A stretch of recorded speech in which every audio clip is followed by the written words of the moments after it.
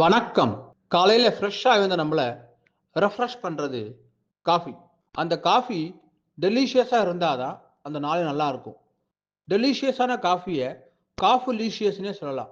S, Coffeelicious coffee powder.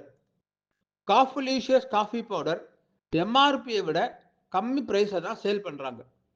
அதையும் எம்எக் coffee 22 அப்படின்ற கோடை யூஸ் பண்ணி நீங்க ஃபர்ஸ்ட் டே புக் பண்ணீங்கன்னாக்கா செல்லிங் பிரைஸை விட 5% டிஸ்கவுண்ட்ல தராங்க. ட்ரை பண்ணி பாருங்க. காஃபிலீஷியஸ் காஃபி பவுடர்.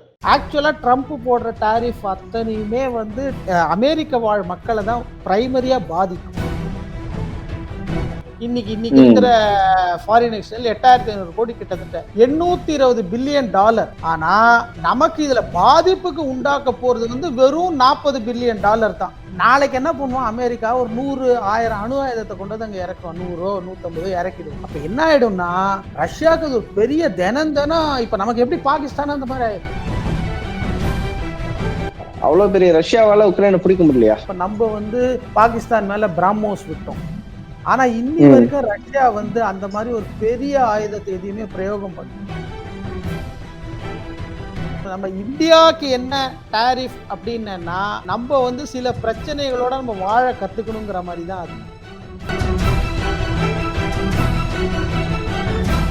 அன்பு டிஎன் டாக்ஸ் 24 நேயர்கள் மற்றும் சந்துரு டாக்ஸ் நேயர்கள் அனைவருக்கும் வணக்கம். இது டிஎன் டாக்ஸ் 24 மற்றும் சந்துரு டாக்ஸ் இருவரும் சேர்ந்து நடத்தும் ஒரு வித்தியாசமான நிகழ்ச்சி அப்படின்னு பார்க்கலாம். நம்ம 3 பேரோட காம்போ பார்த்தசாரதி சார் ஆகட்டும், சந்திரசேகர் சார் ஆகட்டும், நானாகட்டும், நம்மளோட 3 பேரோட காம்போ இதற்கு முன்னாடி பீகார் தேர்தலுக்கான ஒரு அனாலிசிஸ் பண்ணும். கிட்டத்தட்ட ஒரு சேட்டலைட் சேனல் எந்த அளவுக்கு டெப்தான அனாலிசிஸ் பண்ணுமோ அந்த மாதிரி பீகார் எலெக்ஷனுக்கான ஒரு இன்டெப்த் அனாலிசிஸ் நம்ம பண்ணியிருந்தோம். அது 2 எபிசோட் நம்ம பண்ணியிருக்கோம். பார்க்காதவங்க நிச்சயமாக நம்ம சேனல் பாத்துக்கோங்க.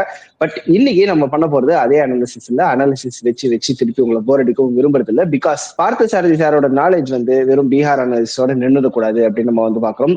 அவர் வேற ஒரு டைமென்ஷனுக்கான அனாலிசிஸோட இன்னைக்கு வந்திருக்காரு. என்னன்னு பாத்தீங்கன்னா, இன்னைக்கு உலகத்தையே ஆட்டி படைச்சு இருக்கக்கூடிய ஒரு விஷயம் பாத்தீங்கன்னா ட்ரம்போட அந்த டாரிஃப்ஸ் தான். தங்கம் விலை ஏறுது, அரிசி விலை குறையுது, அந்த மாதிரி எதோ நம்ம கற்பனை பண்ண முடியாத விஷயமெல்லாம் அந்த ட்ரம்போட டாரிஃப்னால இந்தியா வரைக்கும் பாதிக்கப்படுது. அமெரிக்கால போடுற ஒரு விஷயம் அம்ஜிகரையிலையும் சேஞ்சஸ் வருது அப்படின்றது பாக்குறோம். சோ இது எதனால இந்த பிரச்சனை வருது, எது இதோட மூலாதாரம், என்ன பண்ண இந்த பிரச்சனை தீரும், இல்ல இது தீர்றதுக்கு வாய்ப்பு இருக்கா இல்லையா, இந்த மாதிரி பல கேள்விகளுடன் சந்துரு சாரும் நானும் பார்த்தசாரதி சார் அவர்களை கேள்வி கணைகளால் துடுக்கிறதுக்கு தயாராக இருக்கிறோம். வணக்கம் சார், இருவருக்கும் வணக்கம். Welcome to the show. வணக்கம் வணக்கம் வணக்கம் வணக்கம் சார். முதல்ல இந்த பிரச்சனை ஓயுமா இல்லையன்றதான் எல்லாரும் போயிட்டாங்க. பாதி பேருக்கு இந்த பிரச்சனை என்னன்னே புரியறது இல்ல. ஓயுமா ஓயாதன்ற செகண்டா வச்சுப்போம். ஓவராலா இந்த பிரச்சனைனா என்ன அப்படின்றத சொல்லுங்க. என்ன ட்ரம்ப் டாரிஃப் போட்டா நம்மளுக்கு என்ன பிரச்சனை வருது? ட்ரம்ப் டாரிஃப் போட்டா ஆக்சுவலா ட்ரம்ப் டாரிஃப் போடுறது யூஎஸ்ல வாழற மக்களுக்கு தான் உண்மையான பாதிப்பு. ரீசெண்டா ஒரு அமெரிக்கன் நம்ம நாடாளுமன்ற குழு அப்படின்னு சொல்லுவோம், அந்த மாதிரி அமெரிக்காலையும் ஒரு குழு இருக்கு. அதுல காமர்ஸ் செக்ரட்டரின்னு ஒருத்தர் இருக்கார், ஸ்காட் பெசன்ட்னு. அவரை போட்டு வறுத்து எடுத்தாங்க. அவர்கிட்ட ஒரே கேள்விதான் கேட்டாங்க, நீங்க டாரிஃப் போடுறீங்களே இது யாரை பாதிக்கும் அப்படின்னு. அவரு நம்ம பாலிட்டிஷியன் மாதிரியே மழுப்புன்னு மழுப்பினாரு. ஆனா அவர் திரும்ப அதே இந்த கேள்விக்கு பதில் சொல்லுங்க, இந்த கேள்விக்கு பதில் சொல்லுங்க.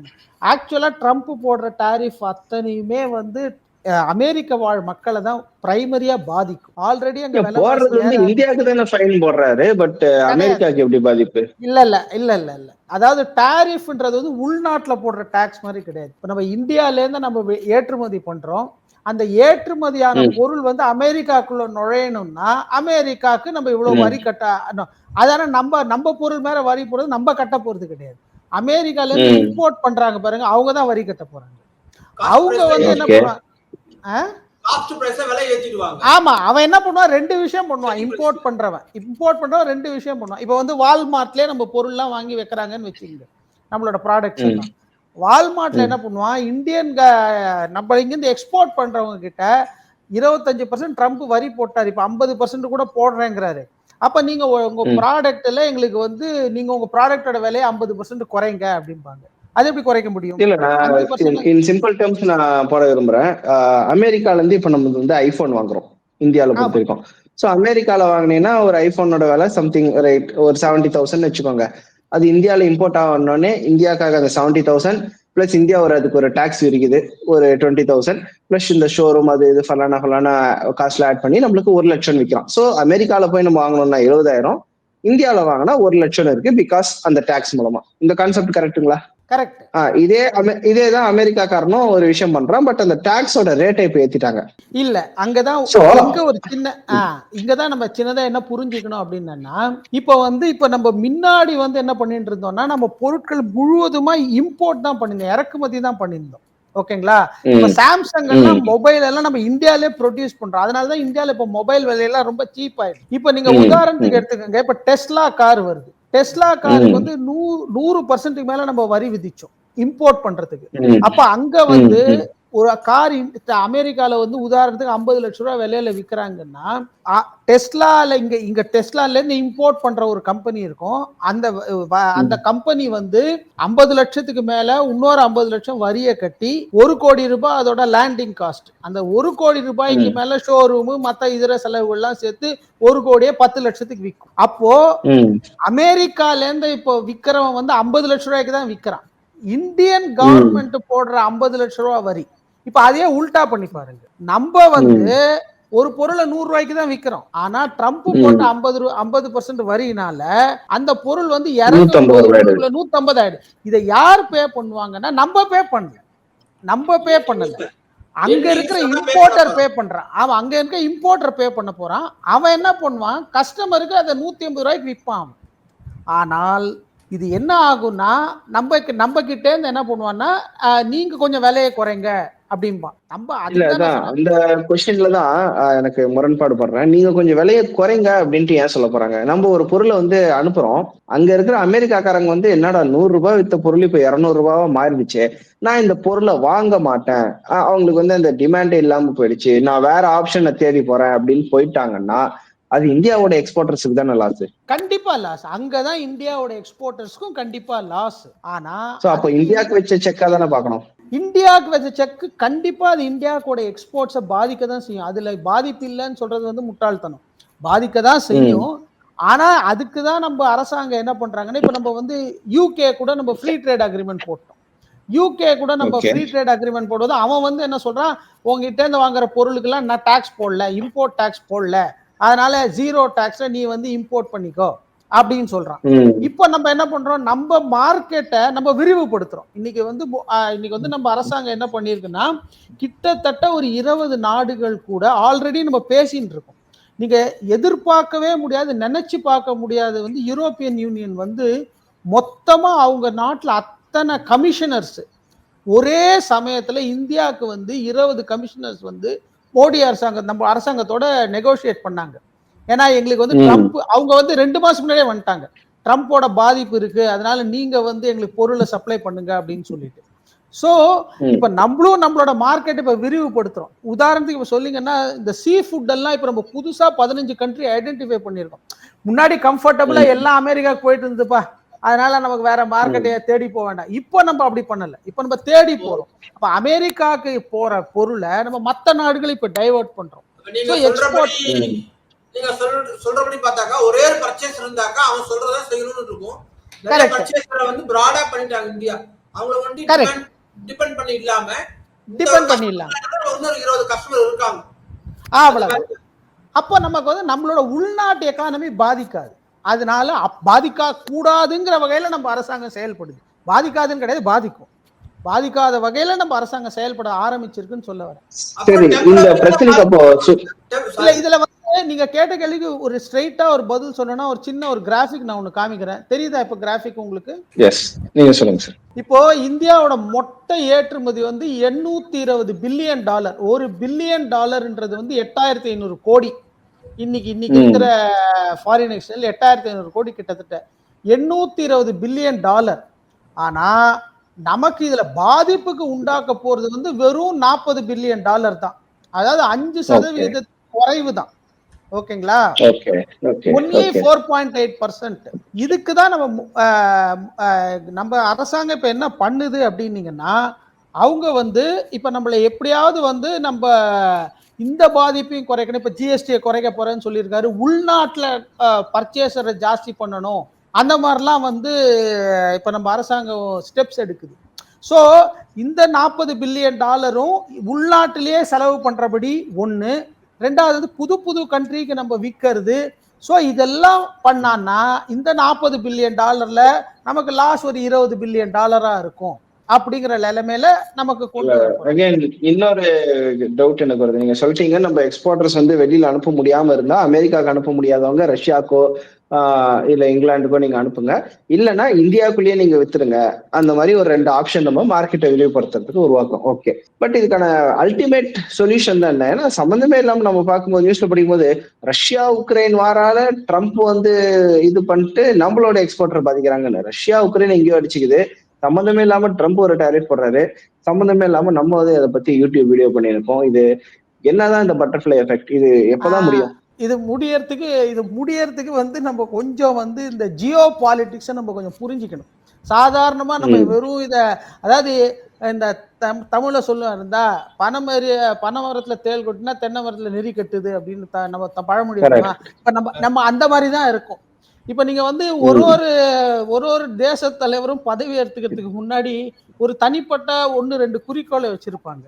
ஆனா ட்ரம்ப் ஒரே ஒரு குறிக்கோள், தனக்கு வந்து நோபல் பிரைஸ் வாங்கிடணும், பீஸ் பிரைஸ், நோபல் பிரைஸ் வாங்கிடணும். அதுதான் அவரோட முதல் குறிக்கோள். ஏன்னா அவருக்கும் ஒபாமாக்கும் பயங்கர பகை. அது வந்து பல ஜென்ம பகை மாதிரி ஒரு பகை. அவருக்கு வந்து சும்மாவே நோபல் பீஸ் பிரைஸ் கொடுத்துட்டாங்க, எனக்கு அதே மாதிரி கொடுக்கணும்னு. அவரு பதவி ஏற்கிற டயத்துல 3-4 வார் வேற நடந்துட்டு இருந்தது. நம்ம வந்து இஸ்ரேல் காசா வார், ரஷ்யா கொரியா வார், உக்ரைன், இதெல்லாம் நம்ம வந்து ரஷ்யா உக்ரைன் வார் இதெல்லாம் நடந்துட்டு இருந்தது.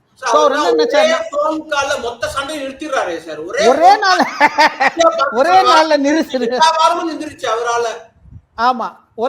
நிறுத்திடுவேன் அப்படின்னு சொன்னாரு.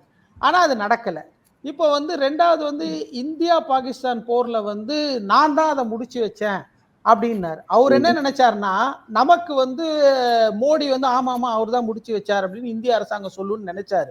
ஆனா நம்ம இன்னி வரைக்கும் அதை பத்தி வாயே திறக்கல. நம்மளோட பிரதம மந்திரி வேற பார்லிமெண்ட்ல இல்லவே இல்லைன்னு சொல்லிட்டாரு அவரு. இப்போ அந்த கோவத்தை அவர் யார் மேல காட்டுவார்?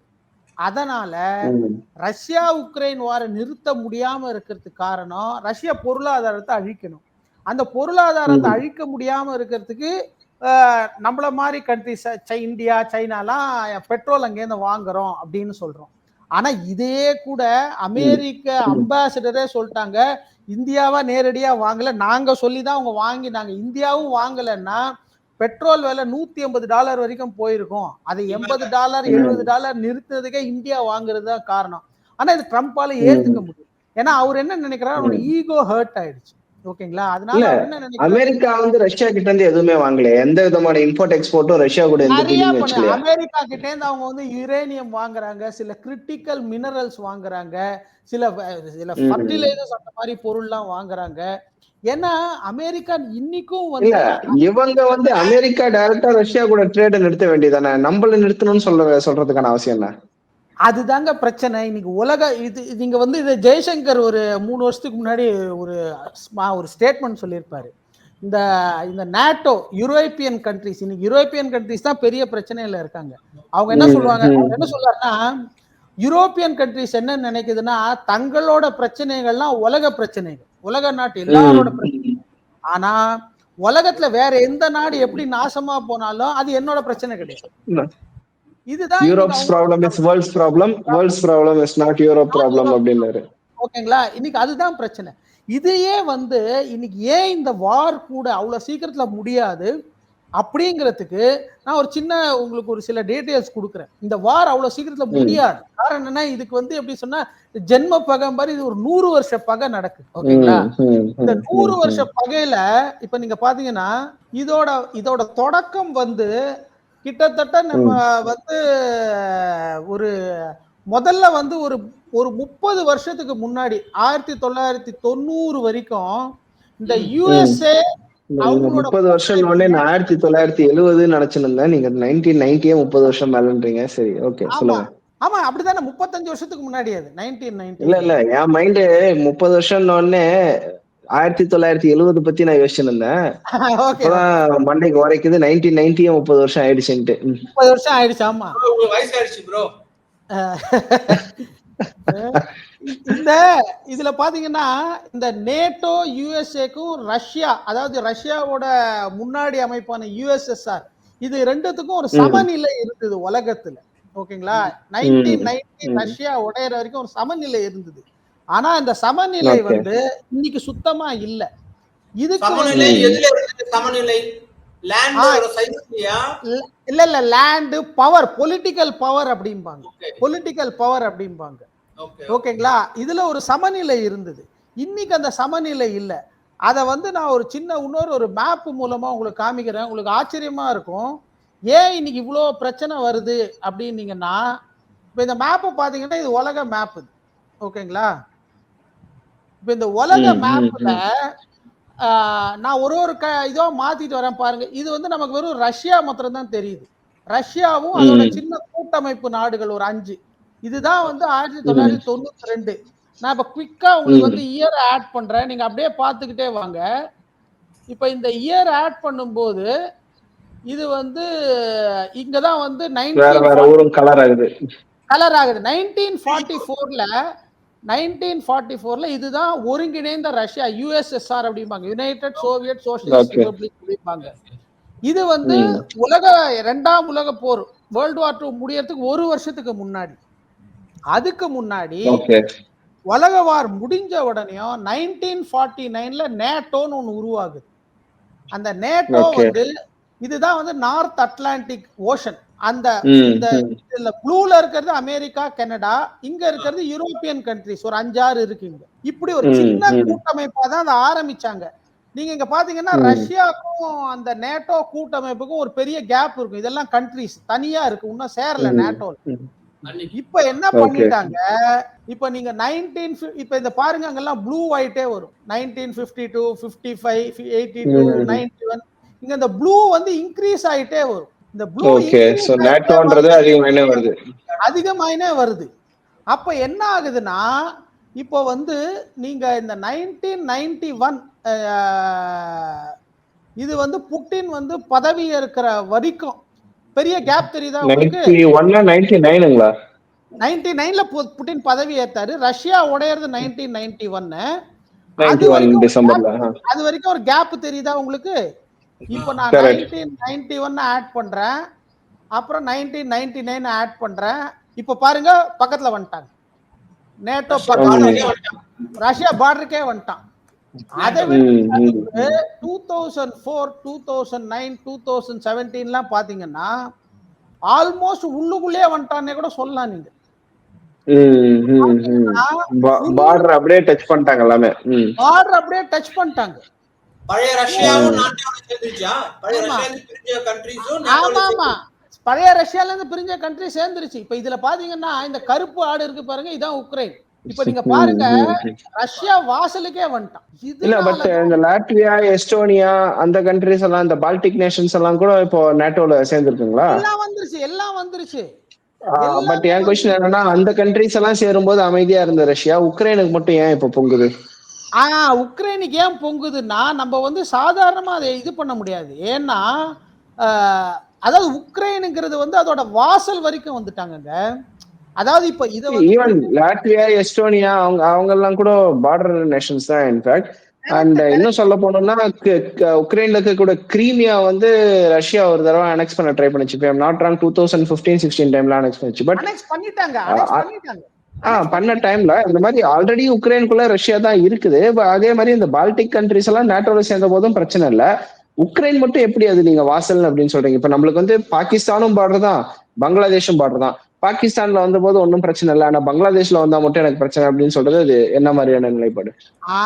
அது என்னன்னா, இப்ப நீங்க வந்து இப்போ ஆல்ரெடி வந்து இப்ப சில கண்ட்ரிஸ் எல்லாம் இப்ப நீங்க பாத்தீங்கன்னா இந்த கண்ட்ரிஸ் எல்லாம் இப்ப வந்து கசக்ஸ்தான், உஸ்பெகிஸ்தான், இங்க வந்து துர்க்மெனிஸ்தான், இதெல்லாம் வந்து இப்ப ரஷ்யா, சைனா வந்து SCOன்னு ஒரு ஷாங்காய் கோஆபரேஷன் ஆர்கனைசேஷன், இவங்க எல்லாம் என்ன பண்ணிட்டாங்கன்னா இந்த நாடுகள்லாம் அதுக்குள்ள சேர்த்துட்டாங்க.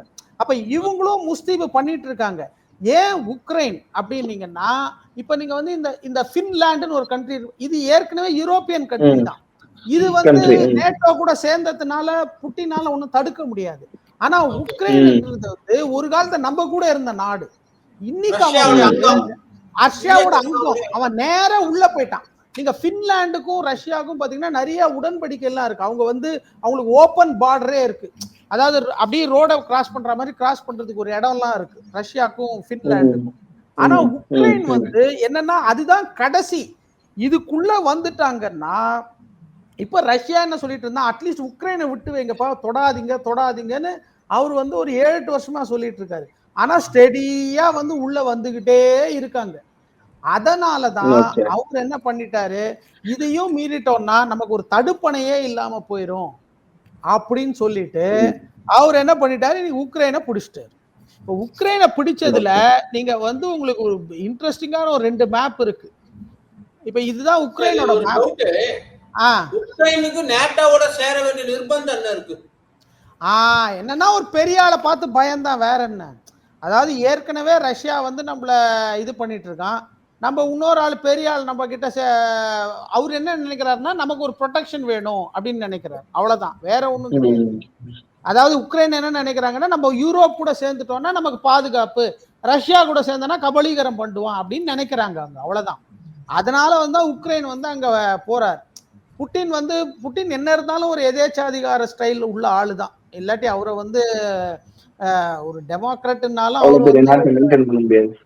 மெயின்டைன் பண்ண முடியாது. சோ அதனால உக்ரைன் என்ன பண்றா, நமக்கு பெட்டர் யூரோப் நேட்டோ கூட சேர்றது தான். இது வந்து நீ அது சேராதன்னு தடுக்கிறது தான்.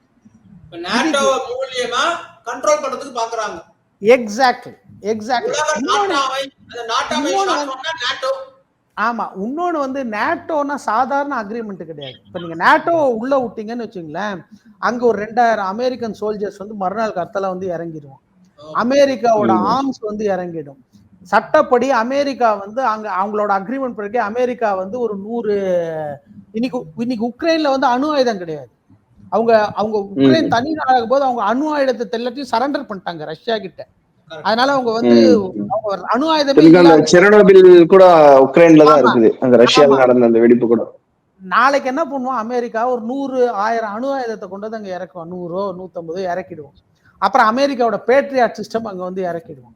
அப்ப என்ன ஆயிடும்னா ரஷ்யாவுக்கு ஒரு பெரிய தினம் இப்ப நமக்கு எப்படி பாகிஸ்தான் அந்த மாதிரி ஆயிடும்.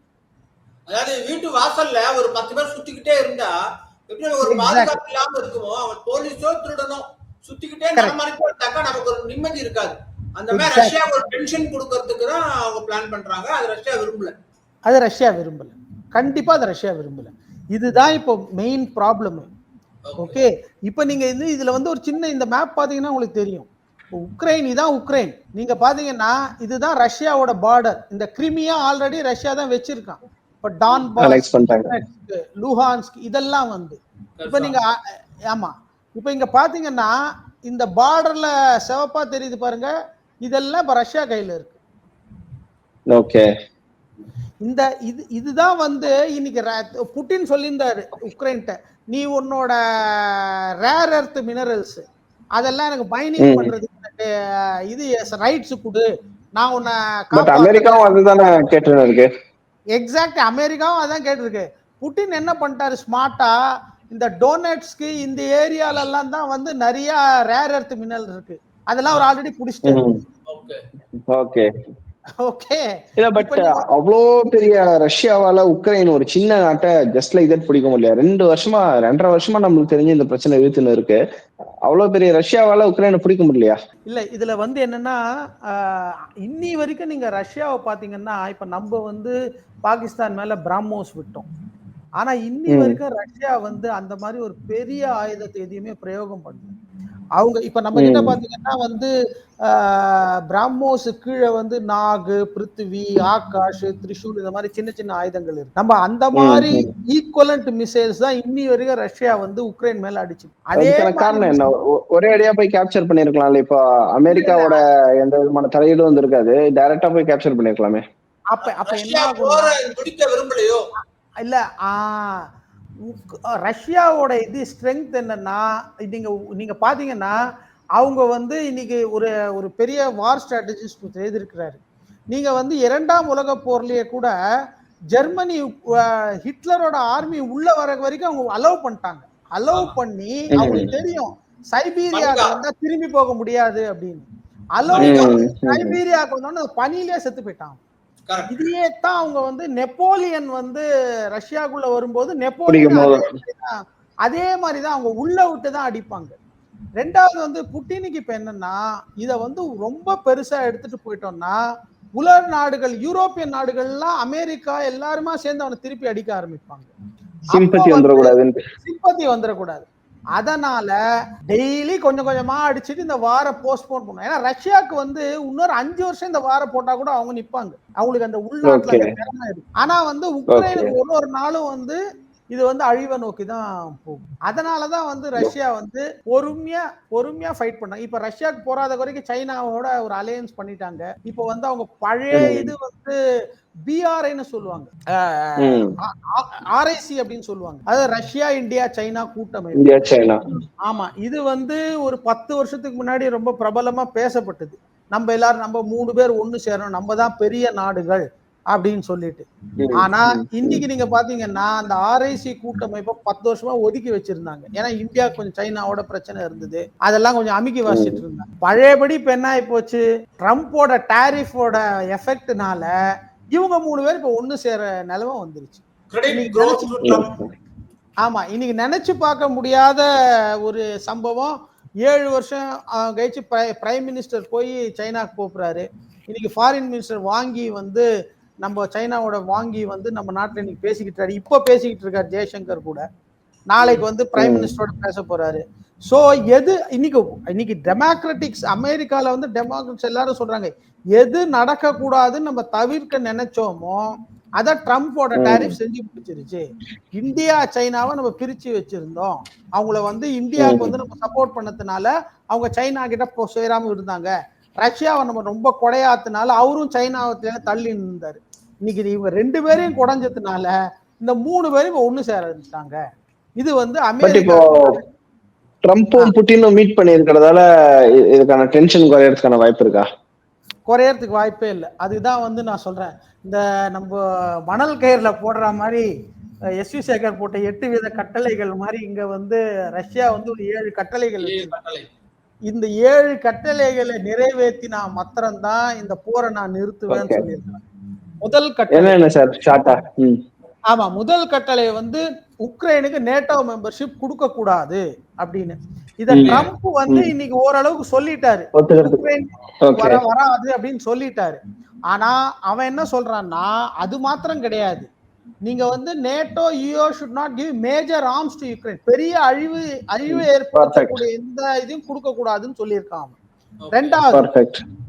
ரெண்டாவது 20% ஆஃப் உக்ரைனை ரஷ்யா தான் கண்ட்ரோல் பண்ணுது. Crimea, Sevastopol, Kherson, Zaporizhzhia, Donetsk, Luhansk. Russia இது ஒரு நாளே நான் அதை திருப்பி தர மாட்டேன்னு சொல்லிட்டான். இது ஆல்ரெடி நாங்க பிடிச்சதுதான். மூணாவது, நோ ஃபாரின் பீஸ் கீப்பர்ஸ் இன் யுக்ரைன். நம்ம வந்து ஐபிகேஎஃப் தலையிடவே கூடாது. அவன் என்ன சொல்றான், நீ வார நிறுத்திட்டா நானே உக்ரைனை ஒண்ணும் பண்ண மாட்டேன், அதனால நீ வந்து உக்ரைன் வந்து அவங்களோட சொந்த ஆர்மியை வச்சு பாதுகாத்துக்கிட்டோம் அவங்கள, நான் வேற யாரும் வரக்கூடாது அப்படிங்கிறான். இது வந்து யூரோப்பியன் நேஷன்ஸுக்கு சம்பந்தம் இல்லை. நாலாவது, அதாவது 2016 இருந்தே அப்ப அந்த கிரைமியாவை ரஷ்யா சேர்த்துட்ட போது நீங்க கூட சொன்னீங்க கிரைமியாவை ஆல்ரெடி ரஷ்யா அனெக்ஸ் பண்ணிடுச்சே அப்படின்னு. அப்பவே இவங்க என்ன பண்ணிட்டாங்கன்னா இந்த ரஷ்யாவோட அசெட்ஸ், இந்த பில்டிங்ஸ், நியூயார்க்கு, மேரிலாண்டு, ஒபாமாவே அதெல்லாம் சீஸ் பண்ணி வச்சுட்டாரு. அதே மாதிரி சியாட்டில், சான் பிரான்சிஸ்கோ, இதெல்லாம் வந்து ஆல்ரெடி அவங்க வந்து ரஷ்யாவோட அசெட்ஸை வந்து அமெரிக்காவில் இருக்கிறத வந்து சீஸ் பண்ணி வச்சுக்கிட்டாங்க. இது வந்து புட்டினுக்கு ஒரு மேஜர் எரிச்சல். அடுத்தது, ரஷ்யா அவங்க மேல ஒரு 20,000 சாங்ஷன் போட்டிருக்காங்க. அதாவது அந்த கம்பெனி டீல் பண்ண, ஆமா 20,000 லைன் பை லைன் போனீங்கன்னா 20,000. அந்த கம்பெனி ரஷ்யாவோட டீல் பண்ணக்கூடாது, இந்த கண்ட்ரி ரஷ்யாவோட டீல் பண்ணக்கூடாது, அது இது போட்டு அதை லிஸ்ட் பண்ணீங்கன்னா 20,000, டெய்லி ஒரு 50 அப்படின்னு ஒரு காலத்தை போட்டுட்டு இருந்தாங்க. அதெல்லாத்தையும் ரிமூவ் பண்ண சொல்றான். அப்புறம் அதாவது ரஷ்யாவுக்கு வந்து என்னன்னா இப்போ வந்து அவங்க பேமெண்ட்ஸ் ஸ்விஃப்ட் அப்படின்னு ஒரு பேமெண்ட் இருக்கு. அது ரொம்ப இன்ட்ரெஸ்டிங். உலகத்துல அத்தனை பரிவர்த்தனையும் அந்த ஸ்விஃப்ட் பேமெண்ட் சிஸ்டம் மூலமா தான் பண்ணுவோம். இன்னைக்கு நம்ம இன்னைக்கு உலகத்துல எங்க பைசா அனுப்பணும் நம்ம பண்றோம். ஆமா, அங்க வந்து நம்ம வந்து இப்ப அமெரிக்காவுக்கு இவ்வளவு இப்ப நம்ம வந்து ஒரு கம்பெனி இந்தியால ஒரு கம்பெனி அமெரிக்காவுக்கு ஒரு கம்பெனிக்கு அனுப்புறதுன்னா அது ஸ்விஃப்ட் நெட்வொர்க் மூலமா தான் போகணும். அது மாதிரி உலகம் ஃபுல்லா ஸ்விஃப்ட் நெட்வொர்க் தான். அதுல வந்து ரஷ்யாவை பிளாக் பண்ணி வச்சிருக்காங்க இப்போ. அதாவது இது வந்து ரஷ்யா என்ன சொல்றான், அதெல்லாம் ரிமூவ் பண்ணு. ஆயில் டேங்கர் ரஷ்யால இருந்து ஆயில் டேங்கர் போடக்கூடாது, அதெல்லாம் நீ ரிமூவ் பண்ணு அப்படிங்கிறான். லாஸ்ட் கட்டளை இது வந்து ரொம்ப பெரிய எரிச்சல். அமெரிக்கா என்ன பண்ணிட்டாங்க புத்திசாலித்தனமா, அமெரிக்காவும் யூரோப்பியன் யூனியனும் போர் ஆரம்பிச்ச உடனே 2-3 மாசத்துல ரஷ்யாவோட ஒரு $300 பில்லியன் அசெட்ஸை வந்து ஃப்ரீஸ் பண்ணிட்டாங்க. ஃப்ரீஸ் பண்ணிட்டு அதுல இருந்து வர இன்ட்ரெஸ்ட் வருமானத்தை வச்சுதான் நாங்க உக்ரைனுக்கு காசு ஸ்பெண்ட் பண்ண போறோம். அவங்களோட வளர்ச்சி எங்க இருக்கு சார்? அமெரிக்கா அந்த மாதிரி இடத்துல இருக்கு. ஆமா, அமெரிக்கா யூரோப்ல இருக்கு, ரஷ்யாவுக்கு வெளியில இருக்கு. அதெல்லாம் யூரோப் அமெரிக்கால தான் மெஜாரிட்டியா இருக்கு. இதோட இன்ட்ரெஸ்ட் எல்லாத்தையும் அவங்க வந்து நாங்க என்ன பண்ண போறோம்னா சேர்த்து வச்சு வார் நின்ன உடனே அது எல்லாத்தையும் ரஷ்யா கிட்ட கொடுத்து உக்ரைன்கிட்ட கொடுத்து உக்ரைனோட வளர்ச்சிக்கு நம்ம ஏற்பாடு பண்ண போறோம். அதத்தான் புட்டின் கேக்குறான். யாரு காசு எடுத்து யார்கிட்டடா கொடுக்குற நீ? அது எல்லாத்தையும் அன்ஃப்ரீஸ் பண்ணி எனக்கு திருப்பி கொடு அப்படிங்கிறான். புட்டின் என்ன சொல்றான், அமெரிக்கா வந்து எங்க சரண்டர் ஆகுங்கன்னு சொல்லாம சொல்ற கணக்கு தான் இது. இது எக்ஸாக்ட்லி அதுதான். புட்டின் என்ன சொல்றா, இந்த 7 கட்டளைக்கு நீ ஒத்துக்கிட்டீங்கன்னா நாளைக்கு காத்தால் நான் வார நிறுத்தி, இல்லாட்டி இந்த வார நிறுத்த முடியாது அப்படிங்கிறது. ஒரு போன் கால்ல நிறுத்த முடியாதுன்றாரு. அதெல்லாம் ஒண்ணும் நிறுத்த முடியாது. 7 போன் கால் நிறுத்திடலாம் சார். 7 கட்டளை இருக்குல்ல, 7 போன் கால் பண்ணி நிறுத்திடலாம். இதுதான் இதோட பெரிய பிரச்சனை. இப்போ வந்து இப்ப நம்ம இந்தியாவுக்கு என்ன டாரிஃப் அப்படின்னா நம்ம வந்து சில பிரச்சனைகளோட நம்ம வாழ கத்துக்கணுங்கிற மாதிரி தான் அது. ஏன்னா இப்ப நம்மளால ஆமா, அதுக்காக தான் என்ன பண்றாரு நம்ம பிரதம மந்திரி, நம்ம கவர்மெண்ட்ல இன்னைக்கு என்ன பண்ணிருக்காங்கன்னா, எப்படி உள்நாட்டுல வந்து அவர் என்ன சொல்றாரு, நீங்க வந்து இப்போ அடுத்த செமிகண்டக்டர் சிப்பு நம்ம டிசம்பருக்குள்ள நம்ம ஃபர்ஸ்ட் நம்மளோட சிப்பு நம்ம வெளியில கொண்டு வரணும் அப்படிங்கிறாரு. சோ இதெல்லாமே வந்து நம்மளோட டிபெண்டன்சியை குறைக்கிறது. ரெண்டாவது வந்து நீங்க நம்ம அப்படின்னா நம்ம வந்து இன்னைக்கு உலகத்துல எப்படின்னா இது ஆல்ரெடி மல்டி போலார் வேர்ல்டு. யாரும் யாரை நம்பியும் இல்லை. இன்னைக்கு நீங்க எந்த அளவுக்கு பிரேசிலோட பிரசிடென்ட் நீங்க பாத்தீங்கன்னா டாரிஃப் போட்டோன்னே நான் ஏன் ஓங்கால்ல வந்து வரேன், நான் வந்து இந்தியா கிட்ட பேசுவேன், சைனா கிட்ட பேசுவேன், ரஷ்யா கிட்ட பேசுவேன், நான் ஏன் உங்ககிட்ட பேசணும் அப்படின்னாரு. அதே மாதிரி இன்னைக்கு வந்து நிறைய அதே மாதிரிதான் டிம் குக் வந்து என்ன சொன்னார், ஆப்பிள் அதெல்லாம் நிறுத்த முடியாதுப்பா, நாங்க மாட்டு பண்ண. ஏன்னா ஆப்பிளுக்கு வந்து 2800 உதிரி பாகம் ஒரு ஆப்பிள் போனுக்குள்ள போகுது. 2800 காம்போனன்ட்ஸ். அது எங்க இருந்தோம்னா 28 கண்ட்ரீஸ்ல இருந்து வருது. பழங்காலத்துல ஒரு பழமொழி இருக்கு, யானைக்கு கோபனம் கட்டி மாளுமா அப்படின்ற மாதிரி. ஏன்னா அதே மாதிரிதான் நீங்க இந்த 28 கண்ட்ரினா நீ எங்க யார போய் நிறுத்துறது, யார போய் ஸ்டாப் பண்றது, இதுக்கு எப்படி நம்ம வந்து ஆல்டர்னேட் பண்றது, இதெல்லாம் பண்ணவே முடியாது. நீங்க அமெரிக்காவோட ஒரே பிரச்சனை என்னன்னா அவங்க வந்து சைனா கிட்ட நிறுத்தினாங்க. சைனா என்ன சொன்னா, அப்ப நான் உனக்கு ரேர் எர்த் மேக்னெட்ஸ் அது இல்லாம எந்த எலக்ட்ரானிக் காரு ஈவி எதுவுமே வேலை பண்ணாது, நான் நாளைக்கு காலத்துல அதை நிறுத்திடுறேன்ப்பா அப்படின்னாரு. உடனே ட்ரம்ப் போய் கால் அவ்வளவுதான். இந்தியாவுக்கு என்னன்னா இந்தியாவுக்கு அந்த மாதிரி ஒரு இமீடியட் அட்வான்டேஜ் இல்லைங்கிறதுனால நம்மளால வந்து அது மாதிரி டைரக்டா பண்ண முடியல. பட் இப்படியே சைலண்டா மெயின்டைன் பண்ணினே இருந்தோம்னா at one point of time அவங்க வந்து பட்ஜெட் பண்ணி தான் ஆகணும். ஏன்னா நமக்கு வந்து மற்ற எந்த கண்ட்ரிக்கும் இல்லாத ஒரு மிகப்பெரிய அட்வான்டேஜ் என்னன்னா இந்தியாவுக்கு என்ன இருக்குன்னா நம்மளோட உள்நாட்டு சந்தை. இப்ப சைனாவோடது அவங்களோட சந்தையில நீங்க பாத்தீங்கன்னா கிட்டத்தட்ட 36% 37% வந்து அவங்க வந்து எக்ஸ்போர்ட் டிபெண்ட். ஆனா நம்ம வந்து 20% தான் எக்ஸ்போர்ட் டிபெண்ட். ரெண்டாவது இப்ப நம்ம வந்து இப்ப நம்ம வந்து நம்ம ஒரு இதுக்காக சொல்றேன், இப்ப நம்ம இது நடந்தது இல்லையா ஜனவரியில, அது என்னது கும்பமேளா நடந்ததுல கிட்டத்தட்ட 2.5 லட்சம் எத்தனை கோடி பேர் வந்தாங்க, 60 கோடி பேர் வந்தாங்க. உள்நாட்டு உற்பத்தியே அந்த ஜிடிபி வந்து பயங்கரமா இருந்துச்சு. கிட்டத்தட்ட 2%, 1% ஜிடிபி உயரத்துக்கு அது ஒன்னே காரணமா இருந்தது. ஆமா, அதுக்கு ஒரு ஜிஎஸ்டி போட்டாங்க. அது போடுவாங்கல்ல, எங்க இருந்தாலும் அது போடுவாங்க வரி. சார் ஒண்ணு நம்ம புரிஞ்சுக்கணும் சார், நாங்கெல்லாம் இப்ப நாங்கெல்லாம் யுஏஇல இருக்கோம், ஒண்ணுமே பண்ண முடியாது சார். ஒரு காலத்துல வந்து யுஏஇல டாக்ஸே கிடையாது. இன்னைக்கு வந்து கம்பெனிக்கு இன்கம் டாக்ஸ் போட்டான், வாங்குற பொருளுக்கெல்லாம் வேட் வரி போட்டான், ஜிஎஸ்டி மாதிரி. இதெல்லாம் எங்கேயுமே அவாய்ட் பண்ண முடியாது. 30 கோடி சம்பாதிக்கிறான்னா இந்தியா எவ்வளவு சம்பாதிச்சோம்? இந்தியா இந்த ஜிடிபி. ஆமா, அது உண்மை அது.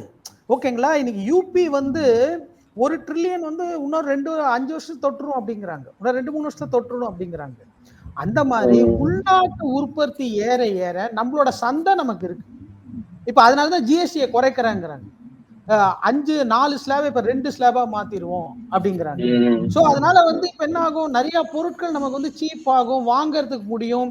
இப்ப நமக்கு வருமான வரி வேற 12 லட்சம் வரைக்கும் கிடையாது, அதனால நிறைய கொஞ்சம் ஸ்பெண்ட் பண்ணுவாங்க. இதெல்லாம் தான் வந்து நம்மளோட வளர்ச்சிக்கு இருக்கும். எக்ஸ்போர்ட் கண்டிப்பா குறையும் சார், ஒரு வருஷம் அடி வாங்கும். ஆனால் நம்ம எப்படி நம்ம வந்து 98ல அமெரிக்கா நம்ம நியூக்ளியர் பாம் டெஸ்ட் பண்ண போது நம்ம மேல சாங்ஷன் போட்டு ஒரு 3 வருஷம் 5 வருஷம் நம்மளோட எக்கானமியை முடக்க ட்ரை பண்ணாங்களோ, அப்பவே நம்ம இதெல்லாம் தாண்டி வந்துட்டோம். நாங்கெல்லாம் அப்பவே அதை தாண்டி வந்துட்டோம். இன்னைக்கு இது முடியாதா? எவ்வளவு வசதியா இருக்கோம் நம்ம. சோ அதனால இன்னைக்கு உலகத்துக்கு நம்ம தேவை சார். 1998ல அப்படி கிடையாது. அப்ப நம்ம உலகத்துக்கு நம்ம தேவையா தேவையில்லைன்னு ஒரு கொஸ்டின் மார்க் இருந்தது. ஆனா இன்னைக்கு உலகத்துக்கு நம்ம தேவை, நம்மளை தேடி வருவாங்க. ட்ரம்ப்பே கூட இன்னொரு 3 மாசம் அவரோட டப்பா டான்ஸ் ஆட ஆரம்பிச்சு, இன்னொரு 3 மாசத்துல. ஏன்னா அங்க உள்நாட்டுல அங்க புகைச்சல் ஆரம்பிச்சிருச்சு, ஸ்ட்ரீட் ப்ரொட்டஸ்ட்லாம் ஆரம்பிச்சிருச்சு, உள்நாட்டிலே கேள்வி கேட்கறாங்க. இது எல்லாத்துக்கும் மேல நம்ம ரசிகர்களுக்கு நேயர்களுக்கு ஒண்ணு தெரியப்படுத்துறது என்னன்னா, இந்த ட்ரம்ப் போடுற அத்தனை சாங்ஷனுமே இது வந்து it is called executive order. இது வந்து சட்டம் அப்படின்னு சொல்ல முடியாது. இது வந்து ஆல்ரெடி இது வந்து அமெரிக்கால 2 ஸ்டேட் வந்து சுப்ரீம் கோர்ட்ல இது சேலஞ்ச் பண்ணிட்டாங்க, இது ட்ரம்ப் பண்றது வந்து இல்லீகல், அன்கான்ஸ்டிடியூஷனல் அப்படின்னு. அதோட தீர்ப்பு வந்து இன்னும் வரல.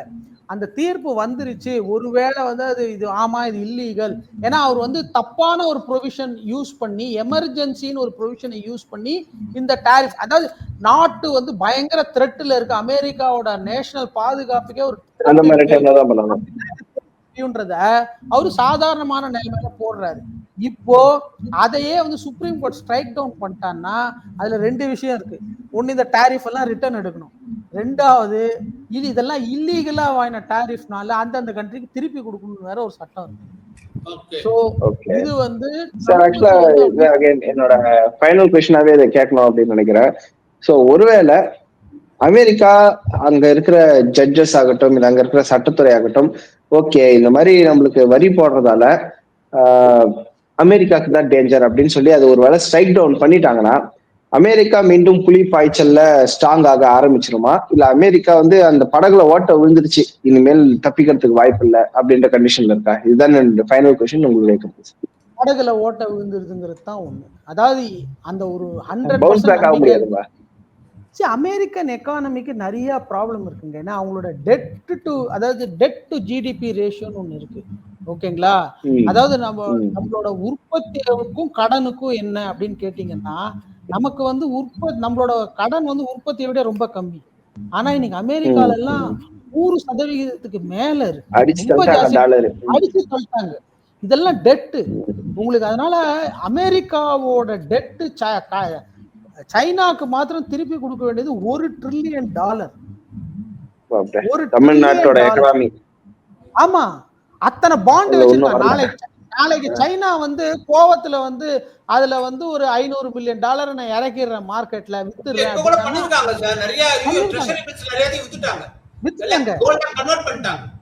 அதுதான் சொல்றேன். இப்ப அதை இன்னும் மூர்க்கத்தனமா அவங்க எதனா பண்ணாங்கன்னா சைனாக்கும் பாதிப்பு இருக்கும், சைனாக்கும் அடி வாங்கும். ஆனா அமெரிக்காவுக்கு பெரிய அடி வாங்கும். இன்னைக்கு இன்னொன்னு வந்து இன்னைக்கு வந்து அமெரிக்கா பொருளாதாரம் வந்து இந்த 1.5% 2% இதுக்கு மேல growth எல்லாம் உங்களால எதிர்பார்க்க முடியாது. ஒரு லெவல ரீச் பண்ணிட்டாங்க. இந்த மாதிரி பண்றதெல்லாம் இன்னைக்கு வந்து அமெரிக்கா மேல கான்பிடன்ஸ் போயிடுச்சு உலகத்துக்கு. அதாவது யூரோப்புக்கே கான்பிடன்ஸ் போயிடுச்சு. அப்பா எதுக்கா இருந்தாலும் நமக்கு அமெரிக்கா இருக்கான்ப்பா அப்படிங்கிற ஒரு நம்பிக்கையை சதைச்சிட்டாரு. அவங்களே வெளியில பார்க்க ஆரம்பிச்சிட்டாங்க. ஓஹோ, இனிமே நம்ம நாட்டுக்கு உதவாது, அமெரிக்காவை நம்பி இருந்தா நம்ம நாசமா போயிடுவோம் அப்படின்னு சொல்லிட்டு அவங்களே இப்ப மாறிட்டாங்க. இதெல்லாம் வந்து ஓட்டை விழுந்தது தான். இந்த ஓட்டையை வேணா அடைக்கலாம் கொஞ்சம். கடைசி சொல்யூஷன் பார்த்தா சாட்சிக்காரங்கால விழுந்து சண்டைக்காரங்கால விழுந்துலாம் சொல்ற மாதிரி சுத்தி வளைச்சு இந்தியாவை சைனாவன்னு சொல்லி பண்ணாம ரஷ்யாவோட ஃப்ரெண்ட்ஷிப்பா எல்லாரும் ஃப்ரெண்ட்ஷிப்பா இருந்துகிட்டாக்கா பழிக்கலாம். இப்போ கடைசியா இன்னைக்கு ட்ரம்ப் சொன்னதாங்க ஒரே வார்த்தை, உக்ரைனுக்கு நோ நேட்டோ மெம்பர்ஷிப் நோ அப்படின்னு ஒரே வார்த்தையில இன்னைக்கு சொன்ன மாதிரி இதுல ஸ்ட்ராங்கா பிடிச்சு நின்னார்னா இந்த வாரோட வீரியம் நிறைய குறையும். ரெண்டாவது வந்து யூரோப்பியன் நேஷன்ஸுக்கு அவங்க சொல்லணும், எப்பா அவனை ஃப்ரெண்ட்லியா வச்சுக்கோ, நம்ம வார் வேண்டாம் அப்படின்னு அவங்க குறைச்சாங்கன்னா அதுதான் ஒரே சொல்லு. இது வந்து ஒரு 6 மாசத்துல குறையறதுக்கு வாய்ப்பு, நல்லா குறையறதுக்கு வாய்ப்பு. ஒரு படத்துல வெள்வெல் சொல்லுவாரு, நான் பாட்டு செவனேன்னு இருந்தேன், கௌரவம் நார்த் சொல்ற மாதிரி அவனா இருந்தான், போர் புரி கடைசியில எல்லா அடி வாங்கிட்டு நேட்டவும் கிடையாது, நஷ்டத்துல இருன்னு சொல்லி பண்ணிட்டாங்க. கரெக்ட். இது தேவையில்லாம சும்மா இருந்தவனை உசுப்பேத்தி விட்டா மாதிரி நான் நேட்டோ மெம்பர்ஷிப் தரேன், நேட்டோ மெம்பர்ஷிப் தரேன். இது பிடன் ஆரம்பிச்சது. அவனுக்கு வந்து ஆசை, அவனுக்கு ஆசை காமிச்சு நீ சண்டை போடு, நாங்க இருக்கோம், நாங்க தைரியம், நீ சண்டை போடு ராஜா, நாங்க பின்னாடியே இருக்கோம். பின்னாடி இருந்து ஒரு பிரயோஜனம் இல்லை. அந்த நிலைமையிலதான் இன்னைக்கு உக்ரைன் ஆயிருச்சு. இது கஷ்டம்தான் நமக்கு வந்து இந்த வாரம் தெரியும். விஷயங்கள் பகிர்ந்தீங்க இன்னைக்கு. மேற்கொண்டு இதை பத்தி இன்னும் நிறைய பகிரணும்னு நினைக்கிறேன். அடுத்தடுத்து இந்த டேரிஃப்ஸ் எல்லாம் இன்க்ரீஸ் ஆகிட்டே இருந்ததுனாக்கா இன்னமும் நிறைய கேள்விகள் நிறைய இருக்கு. அடுத்த சந்திப்புல கண்டிப்பா கேட்போம். கண்டிப்பா நானும் ஆர்வமா. நிச்சயமாக சார். ஆக்சுவலா நேர்களுக்கு ஒரு சின்ன சம்மரைஸ் பண்ணலாம் அப்படின்னு நினைக்கிறேன். நேர்களே, ஆக்சுவலா உக்ரைன் ரஷ்யா வார் அப்படின்றது வந்து பல நாட்டுல உள்நாட்டு குழப்பங்கள் ஏற்படுத்துற அளவுக்கு போச்சு. உதாரணத்துக்கு இலங்கையில ஒரு பெரிய கலவரம் நடந்தது, பங்களாதேஷ் கலவரம் நடந்தது. அப்படி இப்படின்னு எல்லாம் சுத்தி பார்க்கும்போது அது நேரா போய் உக்ரைன் ரஷ்யன் வார்ல தான் போய் முடிந்தது. ஒரு நாட்டுல நடக்கிற போர் இன்னொரு நாட்டுல அரசாங்கத்தையே கவுக்குற அளவுக்கு இருக்கா அப்படின்னு பார்த்தோம். பட் 2.5 வருஷமா அந்த வார் அப்படின்றது நடந்து கொண்டுதான் இருக்கிறது. இப்போது உக்ரைனும் ரஷ்யாவும் சண்டை போட்டுக் கொண்டிருப்பது அமெரிக்காவுக்கு மிகப்பெரிய தலைவலியாக இருக்கிறது. அந்த தலைவலிக்கு ஒரு சிம்பிளா டோலோ 650 போட்டிருந்தா சரியா இருந்திருக்கும். அது சர்ஜரி பண்ணி தீக்கிறேன் அப்படின்னு சொல்லி அவனுக்கு டேரிஃப் பண்றேன், இவங்களுக்கு டேரிஃப் போடுறேன், ரஷ்யா கிட்ட இருந்து ஆயில் வாங்காதன்ட்டு இந்தியாவுக்கு டேரிஃப் போடுறேன்னு சொல்லி அது இன்னும் பெரிய அளவுல பிரச்சனை ஆக்கி கொண்டிருக்கிறது யுஎஸ்ஏ. முன்னாடி உக்ரைன்ல வந்து நேட்டோக்குள்ள சேரக்கூடாது, அவ்வளவுதான் என் கண்டிஷன் அப்படின்னு வைத்துக் கொண்டிருந்த ரஷ்யா இப்போ 7 அம்ச திட்டமாக ஒரு 7 பாயிண்ட் போட்டு இந்த கண்டிஷன் எல்லாம் அக்செப்ட் பண்ணணும் அப்படின்ட்டு அவங்களோட டிமாண்டும் ஏற்றுக்கொண்டிருக்கிறார்கள். சோ இனி வரும் காலங்கள்ல ட்ரம்ப் இந்த டேரிஃபுக்கெல்லாம் நான் டேரிஃப் போட்டு இன்னும் குழப்பத்தை அதிகப்படுத்துறேன் அப்படின்னு சொல்ல போறாரா, இல்ல சொல்யூஷனை நோக்கி வர போறாரா, இல்ல எனக்கு தயவு செஞ்சு நோபல் பிரைஸ் கொடுத்துட்டீங்கன்னா நான் எல்லா டேரிஃபும் எடுத்துறேன் அப்படின்ட்டு புது விதமான கண்டிஷன் போட போறாரா அப்படின்றது ஆண்டவன் கையில இருக்கோ இல்லையோ ட்ரம்ப் கையில தான் இருக்கு அப்படின்னு சொல்லலாம். சோ நம்ம இந்த வீடியோல ஒரு டேக்அவே இருக்குது அப்படின்னு நினைக்கிறேன். பிகாஸ் இந்த டைம்ல ஒரு 2024-25 வந்து அமெரிக்கா போடுற டேரிஃபை மோடி அவர்கள் தைரியமாக தடுத்து நிறுத்துறார் அப்படின்றது எல்லாரும் பாராட்டக்கூடிய ஒரு விஷயமாக இருக்கிறது. ஆனால் நம்ம அப்படி ஜஸ்ட் லைக் தட் கடந்து போற விஷயம் என்னன்னா, இந்தியா ஒரு வீக் கண்ட்ரியா இருந்த டைம்ல கிட்டத்தட்ட திவாலாகி அப்போதுதான் மீண்டு வந்த அந்த டைம்ல ஒரு ஸ்திரமான அரசே இல்லாம அப்போவோன்னு ஆட்சியை கவுர்ற மாதிரி இருந்த ஒரு டைம்ல ஒரு நியூக்ளியர் டெஸ்ட் நடத்துனதோடு மட்டும் இல்லாம அமெரிக்கா அப்போ உலக வல்லரசாக நாட்டாமையாக இருந்த அந்த அமெரிக்கா ஒரு சின்ன கண்ட்ரியான உலகத்திற்கு இவர்கள் தேவையா அப்படின்னு இருந்த இந்தியா மீது விடுத்த அந்த சாங்ஷனை அடல் பிஹாரி வாஜ்பாய் எந்த அளவுக்கு தைரியமாக சமாளித்திருக்கிறார் அப்படின்றது நாம் என்றுமே மறக்கக்கூடாது. நிச்சயமாக அதற்கு நாம் நன்றி கடன் பட்டிருக்கோம்னு சொல்லலாம். அடல் பிஹாரி வாஜ்பாய் அவர்கள் போட்ட அந்த தைரியம் என்கிற ஒரு விதை இன்று 2025 மோடி அவர்கள் கேரி ஃபார்வர்ட் பண்றாரு அப்படின்றதான் என்னால புரிஞ்சு கொள்ள முடிகிறது. மோடிக்கு இப்பொழுது நாம் கொடுக்கக்கூடிய அந்த கிரெடிட்ஸ், அதற்கான விதை வாஜ்பாய் அவர்கள் போட்டது அப்படின்றதும் நம்மால் மறுக்க முடியாது. அடுத்த முறை நாம 3 பேர் பேசும்போது இந்த பிரச்சனையெல்லாம் தீர்ந்து உலகத்துக்கு ஒரு நல்ல காலம் போனா போது ட்ரம்ப்புக்கு ஒரு நோபல் பரிசு கிடைத்திருக்கும் அப்படின்னு நம்புவோம். அடுத்த வீடியோவில் மேலும் பல சுவாரஸ்யமான தகவல்களோடு டிஸ்கஷனோடு சந்திப்போம். மிக்க நன்றி பார்த்த சார், மிக்க நன்றி சந்திரசேகர் சார். மீண்டும் இன்னொரு வீடியோவில் நன்றி.